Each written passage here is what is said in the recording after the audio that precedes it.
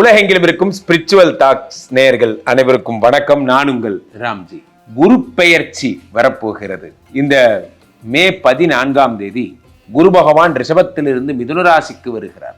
குரு பெயர்ச்சி அப்படின்னா எல்லார் வீட்லேயும் ஒரு சந்தோஷம் என்னன்னா, குருவை ஒரு ஹீரோ மாதிரி, சனியை ஒரு வில்லன் மாதிரி போர்ட்ரேட் பண்ணியிருக்காங்க.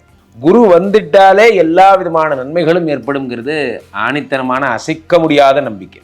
ஆகையினால ஒவ்வொரு ராசிக்காரர்களும் இந்த மே 14 காத்திருக்காங்க. எந்தெந்த ராசிக்காரர்கள் எல்லாம் வெளிநாடு போக போறீங்க, எந்தெந்த ராசிக்காரர்களுக்கெல்லாம் திருமணம் நடக்க போகிறது, எந்தெந்த ராசிக்காரர்களுக்கெல்லாம் குழந்தை பிராப்தி கிடைக்க போகிறது, தங்கம் வாங்க போறீங்க, நகை சேர்த்த போறீங்க, பணம் பேங்க் பேலன்ஸ் யாருக்கெல்லாம் ஏறப்போகுது போன்ற நிறைய விஷயங்கள் நமது ஸ்பிரிச்சுவல் டாக்ஸ்ல காத்திருக்கு. ராசி ரீதியாக ஒவ்வொரு ராசிக்குமா பார்த்துடலாம்.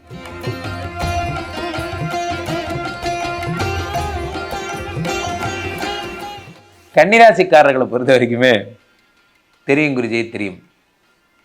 கன்னிராசிக்காரங்கன்னா நீங்கள் சிரிப்பீங்கிறது எல்லாருக்கும் தெரியும். நான் மனசில் இருக்கிறத நிறைய பேர் தப்பாக புரிஞ்சுக்கிறீங்க. கன்னிராசிக்காரர்களை பார்த்து நான் ஒரே ஒரு விஷயந்தான் சொல்கிறேன். காலம் ஃபுல்லாக நீங்கள் கன்னிராசிங்கிறது இந்த உலகத்துக்கு யாருக்குமே தெரியாது. இவர்கள் போய் உங்களை ரொம்ப ஜாலி மேன்னு நினச்சிக்கிட்டு இருக்காங்க. உண்மையிலே நீங்கள் ஒரு சன்னியாசிங்கிறது உங்களுக்கும் எனக்கும் மட்டும்தான் தெரியும்னு சொல்ல வந்தேன். இருந்தாலும் ஒரு டைட்டில் கன்னிராசி. நேற்று கூட தம்பி வினோத் சொல்லும்போது சொன்னார், கவர்ச்சிகரமான கன்னிராசிக்காரர்களே. அது என்னமோ தெரியல, யார் சொன்னாலும் உங்கள் பேர் முன்னாடி அது வந்துடுது. Because you are too attractive and too beautiful. அதான் ப்ராப்ளம். Is it? ஆமாம், இஸ் இட்? அப்படிதான் நம்ம நினச்சிக்கணும். அப்போது கன்னிராசிக்காரர்களை பொறுத்த வரைக்குமே குரு 10க்கு வருகிறார். குருஜி நான் வெறுப்பில் இருக்கோம், புரியுதா? தயவுசெய்து எங்களை கிண்டல் பண்ணாமல் மேட்ருக்கு வாங்க. அதுக்கு தான் வரேன். 10ஆம் இடத்திலே குரு பகவான் வருகிறார். 10லே குரு வந்தால் பதவி பறிபோகும். கன்னிராசிக்காரர்கள் நீங்கள் யாரை வேணா இருந்துட்டு போங்க. நான் யார் தெரியுமா? நான் தான் வைஸ் பிரசிடென்ட் ஆஃப் தி இந்த கம்பெனியுடைய பிரசிடென்ட். நான் தான் டெப்புட்டி ஜெனரல் மேனேஜர். சரிங்க, இருக்கட்டுங்க.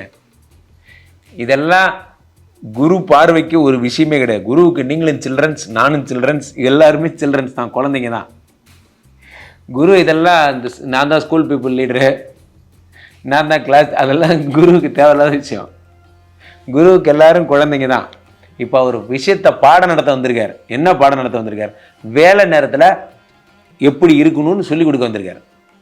சார், சில பேருக்கு ஆஃபீஸுக்கும் வீட்டுக்கும் வித்தியாசமே தெரியாது. ஆஃபீஸுக்கு போய் உட்காந்து பேசிட்டுப்பான்.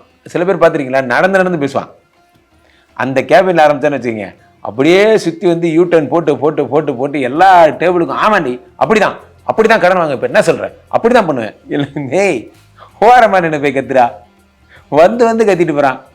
யாரையுமே வேலை பார்க்க விட மாட்டான். ஆஃபீஸ் எத்திக்ஸ்னு ஒன்று இருக்கு. அந்த எத்திக்ஸ்னால் என்னன்னே சாருக்கு தெரியாது. இதெல்லாம் சொல்லிக் கொடுக்கறது தான் குரு வந்திருக்கார். நான் சொல்லும் போது உங்களுக்கு ஜாலியாக இருக்கும், அதில் இருக்க சீரியஸ்னஸ் புரிஞ்சுங்க. குரு உங்களை எப்படி டியூன் பண்ணுறாருன்னா, ஆஃபீஸ் வரும்போது எப்படி வரணும், எப்படி பேசணும், எப்படி பழகணும், ப்ரொஃபஷனலாக எப்படி இருக்கணும், இதை பற்றி பேச வந்திருக்காரு. சில பேர் ஆஃபீஸில் போய்ட்டு அரசியல் பேசிட்டுப்பான். ஆஃபீஸில் போய்ட்டு நேற்று படத்தை பற்றி பேசிட்டுப்பான். இதெல்லாம் ஆஃபீஸில் பேசணும், எதெல்லாம் தவிர்க்கணும், இதெல்லாம் கிளாஸ் எடுப்பார். எடுக்கலையா சட்டம் தன் கடமையை செய்யும். குரு தன்னுடைய இரும்பு கரங்களால் எப்படி உங்களை தண்டிக்கணுமா அப்படி தண்டிப்பார். தண்டிக்கிறதே சும்மா கிடையாது, தூக்கி வெளியே போட்டுருவார். இந்த வேலையில் இருந்தது இவ்வளோ சேட்டை தூக்கி வெளியே போட்டுருவார். அவ்வளோதான். ஐயா என்னையா திடீர்னு இவ்வளோ பெரிய முடிவு எடுத்துட்டீங்க, சொன்னால் கேட்க மாட்டேன். நீ அந்த மாதிரி கரெக்டாக இருந்துக்கோங்க. வேறு நேரத்தில் கரெக்டாக இருங்க, ப்ரொஃபஷனலாக இருங்க. திரும்ப சொல்கிறேன், உங்கள் பக்கத்து கேபின் தான் உங்களுக்கு தங்கமே தங்கம் தான், 10 வருஷம் ஃப்ரெண்டு தான். மெயிலில் போயிட்டு மாமா மச்சின்னு அனுப்பணும்னு அவசியம் கிடையாது. மெயில் அனுப்பும்போது dear mister Sukumar, as your requested this is not received, அழகாக அனுப்பணும். அவர் உடனே டியர் மிஸ்டர் ராம்ஜி இப்படி பேசணும். ஏன்லாம் கேட்கக்கூடாது. ஏன்னா 10ல் குரு ரெடியாக இருக்கார், ஓலையை வச்சுட்டு உட்காந்துருக்காரு. நீயே போறியா, நானே அனுப்பட்டுமா? ஐயா இருங்க ஐயா கோவப்படுறீங்க. ஃபார்மலாக நான் உங்கள்கிட்ட வாங்கினது 779 ரூபா 36 காசு. அவ்வளோ சுகராக கரெக்டாக இருக்கணும். பண விஷயத்தில் கூட நன்றாக புரிந்து கொள்ள வேண்டிய நண்பர்களே, நீங்கள் தப்பு பண்ணுவீங்களான்னு குரு காத்துட்டு உட்காந்துருக்கார். என்னால், எழுத்தால், செயலால், மனதால், வாக்கால், எதால பண்ணாலும் சரி. சோஷியல் மீடியா பதிவுகள் ஏதோ ஒன்று பகிர்ந்துருப்பீங்க, கம்பெனிக்கு எதிரான பதிவுன்னு தூக்கிடுவான். மொத்தத்தில் அவனுக்கு தூக்கிறதுக்கு ஒரு காரணம் வேணும். நீங்கள் அமைதியாக இருக்கணும், எதை பற்றியும் பேசக்கூடாது. வேலைனா வேலை, வீடுனா வீடு.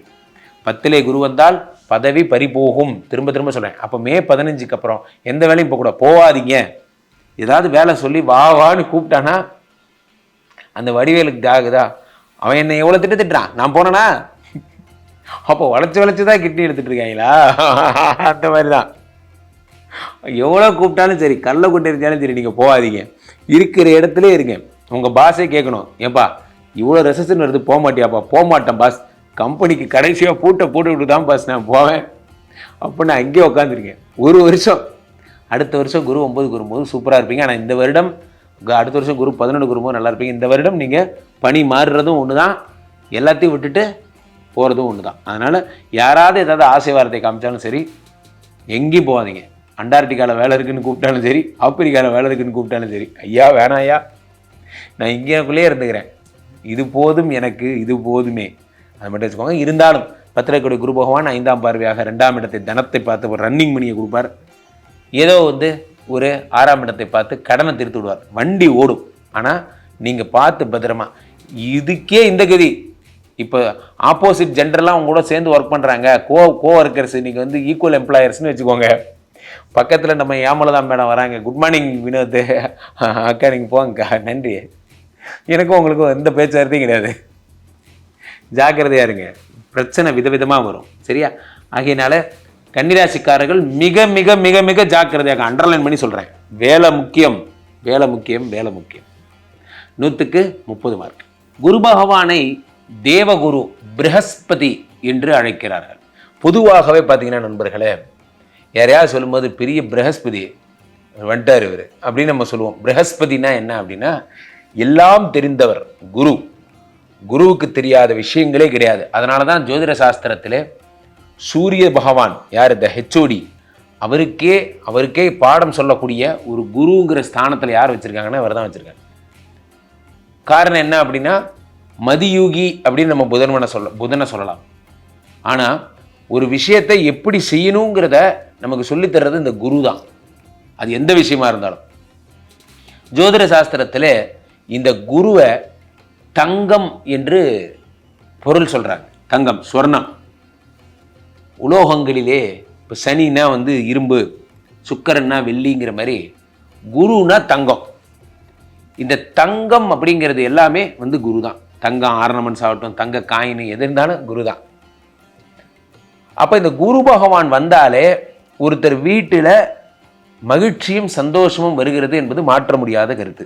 இந்த வருடத்தில் மிதுன ராசிக்கு குரு பகவான் வருகிறார். மிதுனம் என்பது புதனுடைய வீடு, வித்யாகாரகன் புதனுடைய வீடு.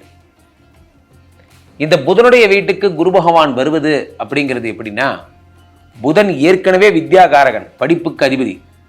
அவர் வீட்டுக்கு குரு பகவான் வரும்போது வித்யைகள் அதிகமாகிறது, அதாவது படிப்பு அதிகமாகிறது. படிப்பு அதிகமாக படிக்கணுங்கிற இன்ட்ரெஸ்ட் அதிகமாகிறது. கடைசியாக படித்த புத்தகம் என்ன அப்படின்னு கேட்டால் இங்கே நிறைய பேர்ட்ட பதிலே இல்லை. ஏன்னா நாம் புத்தகங்கள் படிப்பதே குறைச்சிட்டோம். குரு பகவான் புதனுடைய வீட்டிற்கு செல்லும் பொழுது படிக்கின்ற ஆர்வத்தை தூண்டுகிறார், அறிவை பெருக்குகின்ற ஆர்வத்தை தூண்டுகிறார், டிஜிட்டல் இன்னோவேஷன்ஸை தூண்டுகிறார். உலகத்தில் நண்பர்களே, இன்னோவேஷன்ஸ் மட்டும்தான் உலகத்தை அடுத்த படிநிலைக்கு அழைத்து செல்கிறது. அதில் இந்த டிஜிட்டல் இன்னோவேஷன்ஸ் இருக்கு பார்த்தீங்களா. இன்று அப்பியர் டிஸப்பியர் வரும்னு பேசிக்கிறாங்க. இந்த ஊரில் நான் இப்போ அப்பியர் ஆகிறேன், திருநெல்வேலியில் டிஸப்பியர் ஆயிடுவேன், அந்த மாதிரிலாம் பேசிக்கிறாங்க. ஸோ அடுத்த படிநிலை ஏஐ தொழில்நுட்பம், இதெல்லாத்தையும் இந்த குரு பகவான் ஊக்குவிக்கிறார். புதனுடைய வீட்டிற்கு அனைத்தையும் தொழில்நுட்ப ரீதியாக அணுகுகிறார்கள். ஒரு மார்க்கெட் எப்படி போகுது, ஆன்லைன் ஸ்டடி மார்க்கெட் எப்படி போகுது, அணுகுகிறார்கள். இந்த மாதிரிலாம் சொல்லிட்டே போகலாம். அப்போ இந்த குரு பகவான் புதனுடைய வீட்டிற்கு செல்லுவதால் நிறைய விஷயங்களில் நன்மைகள் ஏற்பட போகுது. முக்கியமாக சோஷியல் மீடியா எல்லாம் பலமாக போகிறது. இன்ஸ்டாவோ, யூடியூப்போ, ஃபேஸ்புக்கோ, இது எல்லாத்துலேயும் ரூல்ஸ் அண்ட் ரெகுலேஷன்ஸ்லாம் வரப்போகுது. இந்த குரு பகவான் அங்கே வரும்பொழுது கல்வியை கற்பிக்கும் ஒரு விஷயமாக இவையெல்லாம் மாறப்போகிறது. பொழுது என்பது நண்பர்களே போக்குவதற்கு அல்ல, பொழுது என்பது ஆக்குவதற்கு. இதை நாம் பயன்படுத்தி கொள்ள வேண்டும். அதுதான் குரு பகவான் சொல்லிக் கொள்வதற்காக வருகிறார். தொழில்நுட்பம் அப்படிங்கிற ஒரு விஷயத்தை நாம் அழகாக அது ஒரு சாளரம், அதை அழகாக பயன்படுத்த வேண்டும். அதை குரு பகவான் வந்து நமக்கு டீச் பண்ணுறார். ஸோ இந்த குரு பயிற்சி, இந்த பக்கம் சனி மீனத்தில் இருக்கார், இந்த பக்கம் மிதுனத்தில் குரு இருப்பார். 2 குவாட்ரண்ட்டை 2 மிகப்பெரிய ஆளுங்க பார்த்துக்கிறாங்க. சனியை விட பெரிய ஆள் யாரும் கிடையாது, குருவை விட பெரிய ஆள் யாரும் கிடையாது. நான் அடிக்கடி என்னோட ஃபேவரட் டைலாக் சொல்லுவேன், சனி நினைத்தால் எதை கேட்டாலும் தருவார், ராகு நினைத்தால் வாழ்வில் முன்னேற்றத்தை தருவார், குரு நினைத்தால் ஒரு உலகத்தையே உருவாக்குவார். விஸ்வாமித்திரரோட கதை எடுத்து பாருங்க. ஒரு மன்னனுக்காக ஒரு சொர்க்கத்தையே உருவாக்கியவர் விஸ்வாமித்திரர். இவர்கள்லாம் வந்து நினைச்சா என்ன வேணா செய்வாங்க. அப்ப அந்த குரு நினைக்கணும். அந்த குரு என்னென்ன கேட்பார்? Quality, quality, quality in job, quality in mind, quality in life. உங்களுடைய வாழ்க்கையில், எண்ணங்களில், சிந்தனைகளில், வேலையில் குவாலிட்டியான ஆள் நீங்கள் ப்ரூவ் பண்ணிட்டீங்கன்னா குரு உங்களை பார்த்துருவார். அதனால தான் ஜோதிட சாஸ்திரம் சொல்லுகிறது, குரு பார்ப்பின் கோடி நன்மை. ஆகையினால இந்த குரு பகவானுடைய பெயர்ச்சி என்பது ஒரு தற்செயல் நிகழ்வுதான். ஆனால் இந்த பெயர்ச்சியினால் அடையக்கூடிய நன்மைகளும் ஆதாயங்களும் ஏராளம் ஏராளம். கீழே போயிட்டு இருக்க இந்த 2 நம்பரை கூப்பிடுங்க, உங்களுடைய சொந்த ஜாதகத்தை பார்த்து கொள்ளுங்கள். உலக புகழ் வாய்ந்த நமது ஸ்ரீமடம் இந்தியா இப்பொழுது ஸ்ரீமடம் மலேசியாவிலும் வந்திருக்கிறது. மலேசியாவிற்கு வாரம் ஒரு முறை வருகிறேன். மலேசியாவில் இருப்பவர்கள்லாம் என்னை புக் பண்ணிக்கோங்க, டைரக்ட் அப்பாயின்மெண்ட் புக் பண்ணிக்கோங்க.